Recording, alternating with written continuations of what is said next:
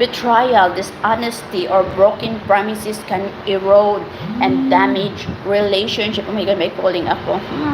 Cancel mo na yung calling na yun kasi I need to make my, ayan, may highlight na tayo.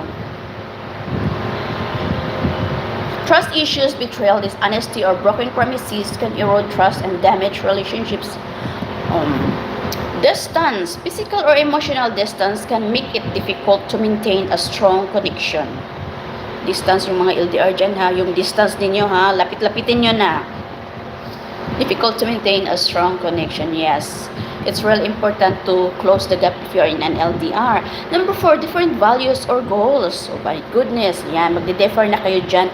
When individuals' values, beliefs, or goals diverse, it can create tension and strain the relationship.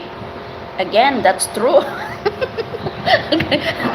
Very good. You give me high. You give me 100 KCL.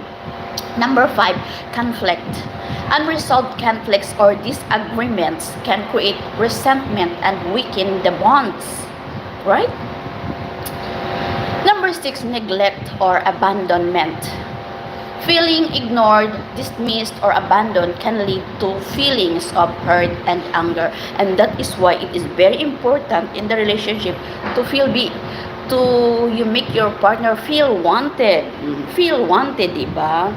If that other person doesn't want you, like for example, you are doing the igat-igat already and that person is not responding at all. So that will you will feel like you are neglect or abandonment, or neglect or abandonment. Number 7, personal issues. Unresolved personal struggles such as depression, anxiety, addiction can impact relationships. That's true, right? External pressure. External factors like work, family, or financial stress can impact relationships. And then lack of effort or commitment. When individuals don't prioritize or invest time and energy into the relationship, it can, fault. So, number 10, personal growth and changes. When individuals grow and change at different rates, it can create distance and tension in the relationship. Hello, Sis Lilibet. But remember, the relationships are complex and dynamic, and often combination of factors contributes to weakening the relationships. What loosen or weaken the relationship? Hey, Easy Money, hello. How are you, Easy Money? Lilibet, how are you? Losing or weaken the relationship, there are many potential factors that can contribute to weakening relationships, including the communication issues na naman.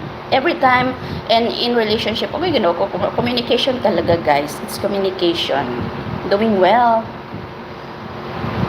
So, poor communication, lack of communication, or miscommunication can lead to misunderstanding and resentment. Pinangbinalik ko na yon.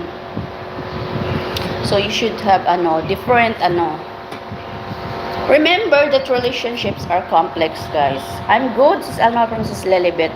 And contempt, unfortunately, excessive familiarity can also lead to contempt or a sense of over-familiarity, which a relationship becomes too comfortable or predictable.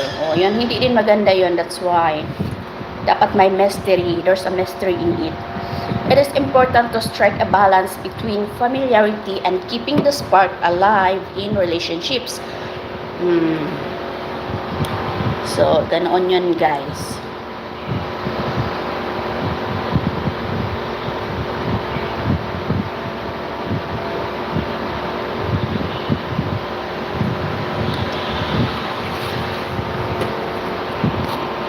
I'm good. Ayan. So, I hope everybody is that is the scary part in the relation yun. Yung too familiar, too being familiar. Diba? So that is why your partner needs to be he needs or she needs to feel loved. Diba? And wanted, diba? If he's not feeling wanted, there's something wrong already. Oh my goodness, is it?